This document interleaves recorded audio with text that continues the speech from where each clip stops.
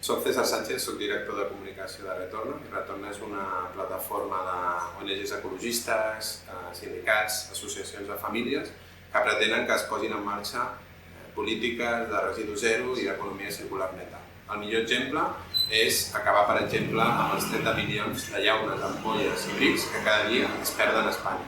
Com ho podem fer? Doncs fent que es tornin a vendre amb dipòsit les begudes, les aigües, el refresc, els sucs i les cerveses. I així aconseguirem que més del 90% d'aquestes llaunes i ampolles es puguin tornar a la tenda i al supermercat i evitar que acabin abandonades. Fent això també protegirem tant la nostra fauna, la nostra flora, els nostres entorns naturals i urbans i sobretot la nostra salut. Els residus, tu quin problema suposen? A nivell de societat, a nivell mediambiental? Pensa que cada dia a Espanya es posen al mercat 50 milions de begudes, una més o menys per habitant i dia. No vol dir que les consumim tots nosaltres, però bueno, turisme, etc. I cada dia 30 milions d'aquestes llaunes, ampolles i brics es perden, és a dir, no van a parar al contenidor que toca. I per tant acaben o abocades o cremades a una incineradora o, una gran majoria, abandonades pel nostre entorn natural, urbà. Quan vas al carrer, segurament el més normal és trobar una llauna, una ampolla sota del banc de la plaça, quan vas al bosc, al riu, i la gran majoria, com sabem, moltes es descomposen i van acabar al mar. Per tant, hi ha un cost ambiental immens. I ja no només per la fauna i la flora, sinó també per la salut humana.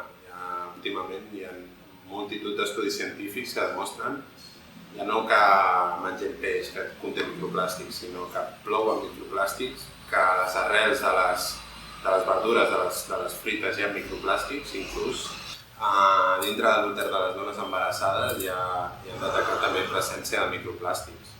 Vull dir que ambientalment, però sobretot a nivell de salut, té un cost grandíssim i a més té un cost social. Es destinen milions i milions d'euros a netejar carrers o a construir abocadors o plantes d'incineració, quan el que hauríem de fer és recuperar tots aquests residus i convertir-los en recursos, assegurar-nos que els podrem reciclar o millor encara que els podem reutilitzar X vegades.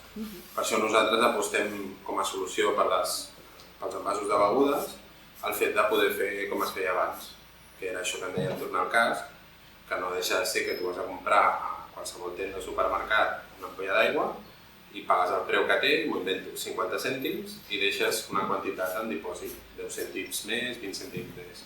Quan tu t'acabes aquesta ampolla d'aigua, el mateix dia, un altre dia, aquell supermercat o un altre supermercat, pots tornar aquestes ampolles al supermercat, que en el fons és qui t'ho ha venut, i això així t'assegures poder recuperar com passa a Alemanya, com passa a Noruega, com passa a Dinamarca, com passa als Estats Units, com passa a Austràlia, que recuperen més del 90% d'aquests envasos de begudes. Ja sigui per reutilitzar-los, és a dir, per netejar-los i omplir-los un altre cop, que és el més sostenible, o com a mínim per tenir la matèria primera separada i poder fer nous envasos d'aquests envasos recuperats. No com passa ara majoritàriament, que destinem recursos i matèries primeres noves per fer cada cop nous envasos que es consumeixen, es llencen i es fan nous envasos, es consumeix, es llencen i es fan nous envasos. No, el que s'ha de fer és posar mesures en marxa que ens assegurin poder recuperar tots aquests recursos. Això passa tant amb els envasos de plàstic i llaunes com amb el vidre, per exemple, que hi ha com la tendència a creure que és més reciclable i més sostenible? El vidre té el que es diu tècnicament un cicle de vida, té menys impacte a nivell de sostenibilitat. Però en el fons, si el trenquem, com passa ara moltes vegades, que el millor que podem fer ara, desgraciadament, és llançar-lo al contenidor que toca, però aquí directament ja es trenca i s'ha de tornar a tractar i fer-ne un de nou, tot això estem consumint energia i recursos. Quan perfectament, si tu aquesta beguda que va envasada en una ampolla de vidre la vens amb un dipòsit econòmic, t'assegures que la gent, com que té un valor, la tornarà a la tenda, la tornarà al supermercat i pots posar en marxa un sistema per netejar aquestes ampolles i fer-les servir fins a 50 vegades. Això és el que passa, per exemple, a Alemanya. A Alemanya, més del 40% de les begudes es venen en envasos de vidre reutilitzables. Bàsicament perquè també hi ha una producció de cervesa molt forta i molt local. però al cap i a la fi el que s'asseguren és que tothom que compra aquest envàs de vidre, aquesta beguda dintre d'un envàs de vidre, a través de vendre-la amb un dipòsit econòmic, s'asseguren que la tornaran, no es trencarà, la tornaran en condicions de poder recuperar-la, netejar-la i tornar-la a fer servir. Així estalvies, com dèiem, consum energètic i matèries primeres d'una manera molt important. I això llavors substituiria el sistema de reciclatge? No, són complementaris. Allà on funciona un sistema de dipòsit, allà on tu vas al supermercat i pots comprar les begudes i deixar aquest petit dipòsit i poder tornar-les, això funciona de manera complementària amb la resta de sistemes. Ja sigui un sistema de contenidors, com tenim aquí, ja sigui un sistema porta a porta, etc. De fet, com et dic, els 40 països i regions del món on aquest sistema està posat en marxa funciona de manera complementària. O sigui, no es tracta de substituir, es tracta d'ajudar a això que ja tenim, que ha funcionat durant un temps i amb una determinada eficiència, donar-li eines per aconseguir recuperar el màxim d'envasos, de productes, d'embalatges, de recursos al cap i a la fi que posem en el mercat. Perquè al final la filosofia residu zero i les eines residu zero el que et demostren no són teoria, que està passant a molts municipis d'Europa. El que et demostren és que podem ser capaços, si posem en marxa les eines adequades, de recuperar fins al 90% de tots aquests residus, quan avui, desgraciadament, a Catalunya, com a màxim recuperem el 35-40%. La resta no va parar al contenidor que toca i, per tant, acaba o abocat o incinerat i després hi ha tota aquesta quantitat que no està ni comptabilitzada que, desgraciadament, acaba abandonada en l'entorn natural. I a nivell econòmic, o sigui, ara hem xerrat com a nivell ambiental i de salut, no? Però a nivell econòmic això què suposa? És un avantatge o fa falta? Té un funcionament que és molt interessant, perquè primer no té cap cost, això s'hauria de posar en marxa o a nivell Catalunya o a nivell estat espanyol, no tindria cap cost per l'administració, ja sigués la Generalitat o l'estat espanyol, i té molts beneficis pels ajuntaments, perquè clar, si les llaunes i les ampolles ara tenen un valor de 10 o 20 cèntims, jo crec que tots coincidirem que serà difícil trobar-les abandonades pel carrer o per qualsevol entorn natural. Això és el que passa a les 40 regions del món on això funciona, està més que demostrat. Per tant, els ajuntaments comencen a tenir molts estalvis de neteja de carrers, de places, de platges, d'espais naturals, etc. I també de tractament finalista, que se'n diu. Ja no han de portar totes aquestes grans quantitats d'envasos i unes ampolles a un abocador o a una incineradora. Canviem la perspectiva, recuperem i comencem a reutilitzar i reciclar aquests envasos, en aquest cas, de la manera correcta, per tant, hi ha estalvis. Econòmicament, això funciona perquè té com el sistema, el que és un sistema de dipòsit, té 3 grans vies de finançament i té 3 grans vies de despesa. I aquestes 3 grans vies s'equiparen, és un sistema neutre. Ni costa, ni té cap benefici, ni té cap cost. Ha de ser un sistema de balanç zero, que s'equilibra. Les 3 grans vies d'ingressos són, per un cantó, si es recupera el 90-95% dels envasos, sempre hi ha un 5%, un 10% de llaunes i ampolles que no han estat tornades.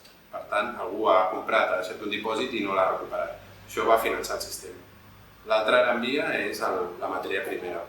A recuperar 3 vegades més del que recupera aquí, ara mateix, per tant, es pot vendre molt més material i a més té molta més qualitat perquè es recupera, no està barrejat com els contenidors, es recupera de manera separada. Per tant, aquest material té un cost, té un preu més elevat i per tant ajuda a finançar el sistema. I la tercera és el que falta d'aquestes 2 grans fonts d'ingressos, és el que han de portar per llei els envasadors, els productors.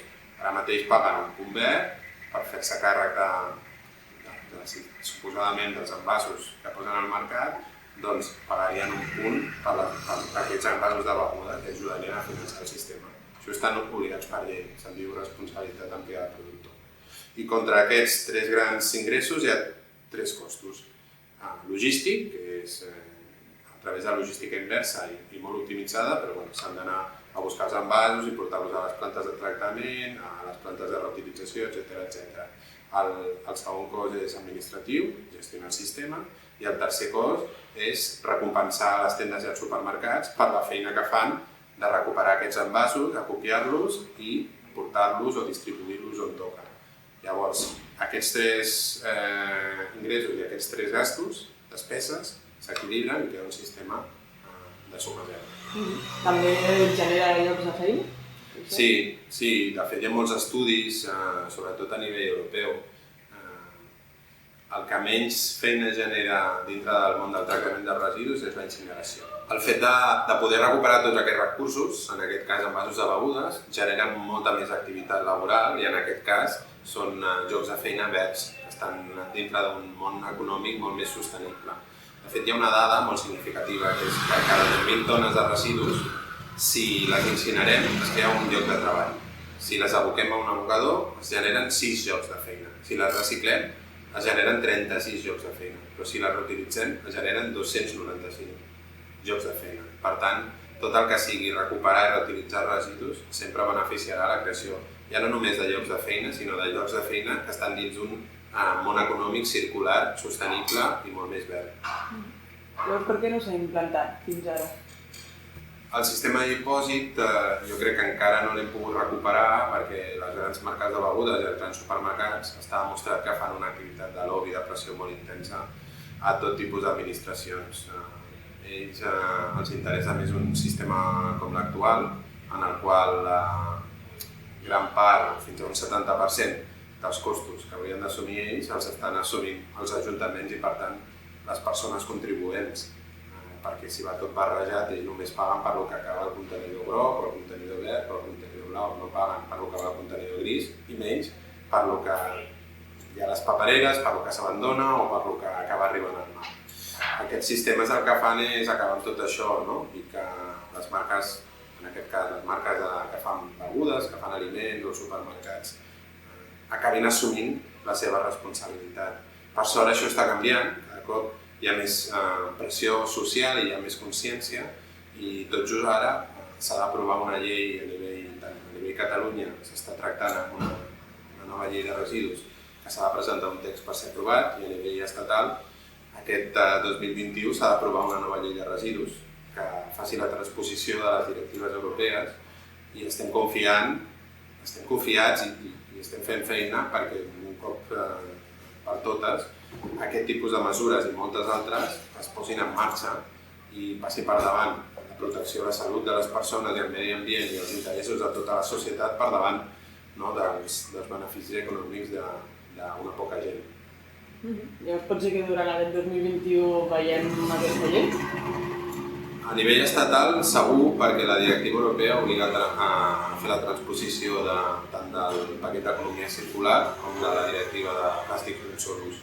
Per tant, aquesta llei s'ha d'aprovar, el que estem treballant és perquè sigui un text de llei el més convenient possible i sobretot que inclogui que els ciutadans i les ciutadanes puguem tornar els envasos a la tenda per evitar que acabin abandonats en el nostre entorn urbà i natural. A nivell català estem pendents de la presentació d'un text de llei de residus i per tant poder trigar una miqueta més. Però la part positiva és això, que cada cop hi ha més gent conscienciada, que vol canvis. Totes les enquestes diuen que més del 80% de les persones, quan els proposes el fet de poder deixar un petit dipòsit quan compra una beguda i tornar els envasos, les llaunes, les ampolles a la tenda després, i estan a favor. Ho veuen com una cosa bona, perquè és un sistema molt més transparent, perquè els empodera a participar d'una manera més directa a la recuperació d'aquests recursos i perquè al cap i a la fi saben que no trobaran llaunes, ampolles, drits abandonats per tot arreu. Per tant, estem confiats i des d'aquí faig força a tothom perquè tant a xarxes socials com dintre del seu entorn promogui aquest tipus de solucions i recolzi aquest tipus de solucions.